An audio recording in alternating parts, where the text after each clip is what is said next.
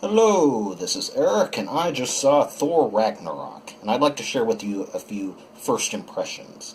Now, there will be spoilers ahead, so you've been warned. I didn't like this movie. It's not so much that it was bad, because it really wasn't bad, per se. It was just disappointing, not up to Marvel's usual standards. There's a few reasons that I feel that way. The first would be the characters. We all kind of know the characters, Loki and Thor, Odin. We know these guys, but Thor wasn't all that interesting to me to begin with.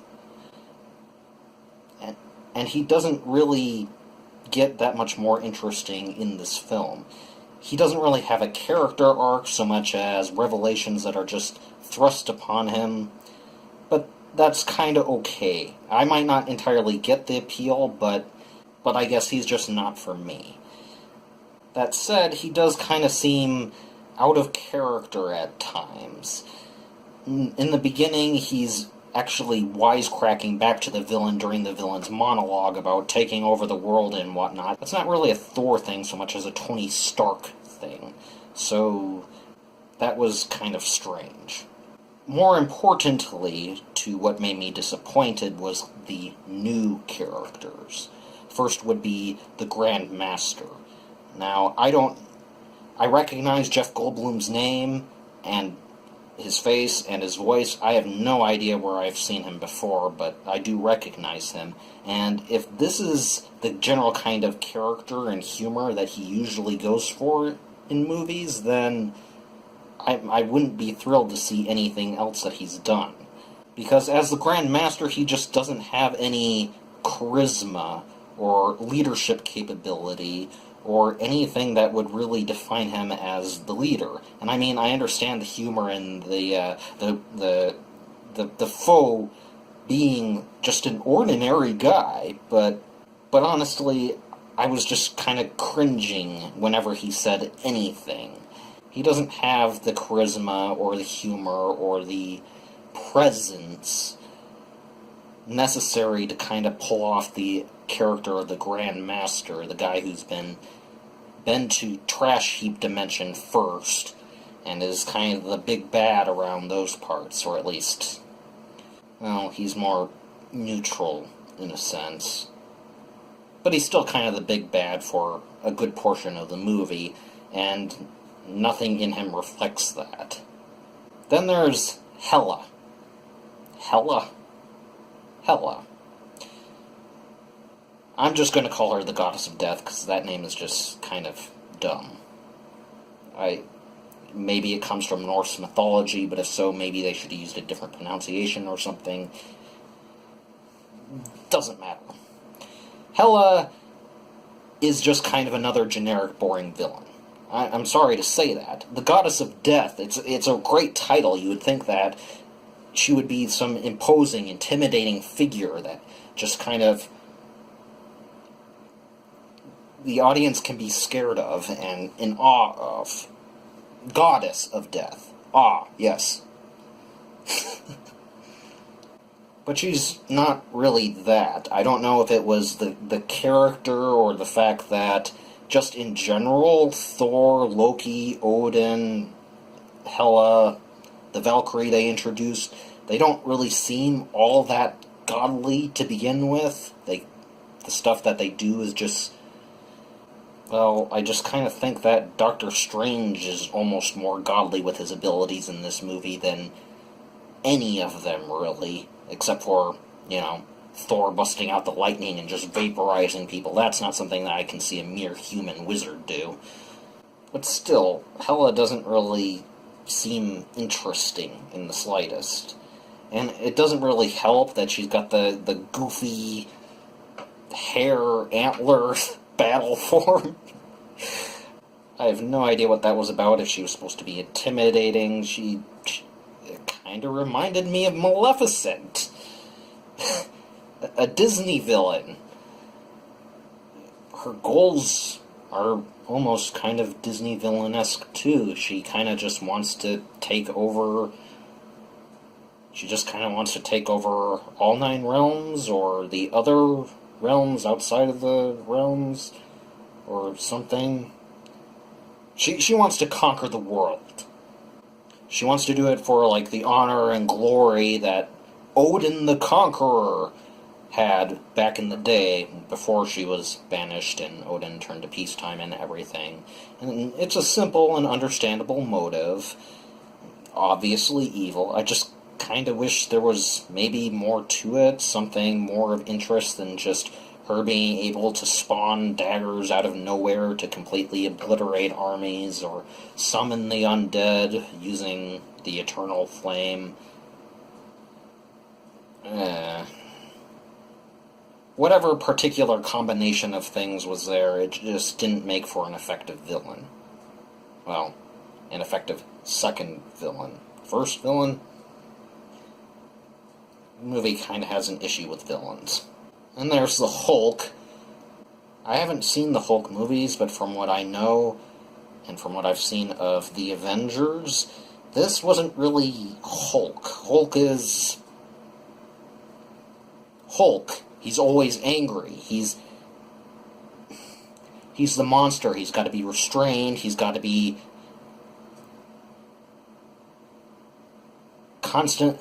Even the other Marvel characters are afraid of him just getting loose. In this movie, he's more comic relief than anything else, and it just doesn't mesh with Hulk's image at all. I don't understand what they were really going for, unless they just said, hey, let's just try to be funny and see if that works. Anyways, there's also a couple of minor characters. A rock guy who is in prison and wants to start a revolution. He's just kind of a nice guy, you know? Kind of guy who just wants you to be calm and relaxed, and everything's gonna be fine. He doesn't really fit into the parts that he's in, any real part of them. He's just kind of there. I think he's also meant to be comic relief. That's enough of the characters. The story. The story has like 3 acts. It starts off with the attention getter that you'd find at the beginning of an essay, also known as the action set piece, where everything gets kicked off, and part of it comes back at the end in the form of the evil devil demon guy's crown, but for the most part it's just there to get your attention at the very beginning. Then it moves on, and they actually have to go down to Earth to find Odin, and Doctor Strange is there to kind of point the way, and that was kind of amusing, kind of interesting, kind of entertaining. I liked the Doctor Strange movie, and I liked him here, so the scene from the end of Doctor Strange came back, and Doctor Strange and Thor are actually talking again. It's pretty much the exact same scene. I think it's a different shot, though. I don't entirely remember. I'll have to compare them side by side. They find Odin, they set the apocalypse free, then they have to try to run back up the Rainbow Bridge, except Hela runs after them, gets to Asgard, begins starting to conquer the place. They get thrown into trash heap dimension world. Sora, something, starts with an S. It's trash heap dimension. Then they just kind of have to hang around there, and Thor has to get out of under the Grandmaster's control. Didn't really like the Grandmaster, as you already know. Then he escapes on a spaceship, goes back up to Asgard to fight Hela. I have no idea why they were in Trash Heap Dimension. I mean, I get world building, but there's a time and a place. It just felt like a lot of unnecessary fluff shoved right into the middle of the movie for no other reason than because... Maybe because Guardians of the Galaxy? I have no clue. I don't know what that was doing there. Then they actually managed to escape and go to Asgard and fight Hela, and that was actually pretty exciting until well, sometime after Thor blew up things with lightning, and it was kind of awesome for a while. They started the climax, and the song is immediately recognizable and clashes with the tone of everything. Then they unleash the guy from the very beginning of the movie with the crown by sticking it into the eternal flame. He wipes Asgard off the face of the map, just squashes hell like a bug, and Thor runs away with the remaining people of Asgard. Having to just explain that is so much confusion and chaos, and Hela gets squashed flat like a bug, so they just press the instant win button the moment they let the demon loose on Asgard, and I can't feel anything for Asgard because I don't know anything about the place, and it hasn't really been shown have any emotional attachment to really anyone there. I don't know what the culture is like. I don't know what I'm rooting for. And I'm not rooting for Thor because I'm mostly indifferent to Thor to begin with.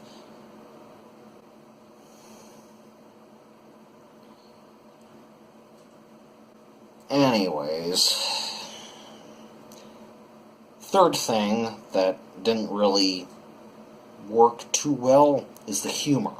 Now, some things landed pretty solidly, like the whole Loki and snake thing. Disguised himself as a snake, and then when I picked him up, he went, "It's me," and stabbed me. Priceless. And also things like Thor trying to comfort Banner and saying, the sun's coming up, and Banner just flipping out. Some things land, but most often it doesn't. It just, either the setup is too weak, or so that the punchline doesn't work at all, or they just kind of overextend. They say the line that's pretty funny, and then they just keep talking. And Grandmaster is victim of this, Thor is victim of this, Hulk is victim of this, everyone, they just can't seem to stop talking, and that makes the joke fall flat. In the case of the Grandmaster, some of the jokes just aren't even funny to begin with, like the bits where he argues with his secretary, and the secretary says one thing, but he commands another, and she has to roll her eyes and follow. Yeah, that could be funny, but the Grandmaster doesn't have any charisma or really hilarity to him to pull it off. It just, again, falls flat. Now, again, this isn't a bad movie. This isn't Guardians of the Galaxy 2, where it was just a roller coaster of, I have no idea what's going on, where you're immersed and then you're just not, and then you're immersed and then you're just not. In this case, yeah, you're mostly going with the movie for most of it. It's just those bits where you can't stay in the movie pop up way too frequently. Dan, who's really with me, didn't think that it ruined the movie for him, but for me it just kind of seemed like an exercise by writers who didn't really have any clue what was going on, and Marvel is usually so good at mixing humor and seriousness together. This felt more like they were just trying to shove as much humor into it as possible, and they didn't really give the serious parts of the movie the due consideration that it really should have had. Now, this could have been a pretty awesome movie. You've got all sorts of really nice elements to it. You've got the whole pantheon overturned because something that happened thousands of years ago before Thor was even born. Hela making her mark and bringing back the old and dark and warlike ways of Asgard. Odin not being there to stop her anymore. A new legend rising. She crushes his hammer into oblivion. And Thor has to discover the power inside of himself. Hela conquering more realms or worlds or whatever. Sure. But maybe have her actually have some relatable reasons, so it's not just a black and white conflict as it always is. Have her have some grayness or something to her, or maybe some other goal or something, just something to make her interesting. Just think about what you're putting into it and what you're getting out of it, and actually try to have a villain that's, well, if not threatening, hopefully threatening. You want your villain to be threatening, but also interesting so that you can actually get engaged and want to actually watch more of her. Like, a lot of people are enamored with Loki because of that. Now, I did actually like, say, the Valkyrie. I'm not sure if they ever mentioned her name. She was like Scrapper 4209 or some arbitrary title or something. But she was pretty awesome, and I really liked the fight between her and Loki, because it just kind of demonstrated exactly what kind of fight can occur between two people who have lots and lots of skill with weaponry, and are also kind of, well, in Loki's case, a backstabber character. In the Valkyrie's case, she's a frontline warrior. And it just showed off how much two characters that don't necessarily have too much in the way of magical powers, really. I mean, Thor has his lightning, and that's all godlike and everything, but Loki and the Valkyrie just have to fight with their skill, and that worked really, really well. I liked that scene. Especially when Loki puts, like, nightmares in her head. That kind of changes the directions and decisions that the Valkyrie made. It was very effective. I do think, though, that it really should have showed off more of her. In the final scene, or the climax, where she's actually fighting Hela, well, in the flashback that she had, that Loki forced her to have, it seemed like she was actually going toe-to-toe with Hela, and actually fighting. It didn't really seem that case here. She just kind of seemed like, well, the technical term is badass normal. She doesn't really have any special powers or anything. She just fights with her weapon. And that's fine, but this is a Valkyrie. Just the very name Valkyrie is awesome. And Thor was like, I wanted to be a Valkyrie once, until I learned they were all girls before he went off in his kind of unfunny little, not that there's anything wrong with, there being an entire organization of girls that fight and gender joke, blah, blah, blah. We should have seen more skill. Should have seen her using tricks and really awesome moves that just have you awed. This is a Valkyrie, a goddess that's dedicated her life to the art of fighting, who only failed against Hela because Hela was so powerful. Even if she was just going to take out the mooks and they were going to have the devil do Ex Machina come in and squash Hela like a bug. Even if that were the case, we should have still had those moments where we're just in awe of her style in fighting. This should have been more like... I can't believe I'm using a DC movie as a good example of what Marvel should be doing, but this kind of should have been more like the Amazons in Wonder Woman, and showing off just how amazing they are at fighting, how cool they are. Ah, well.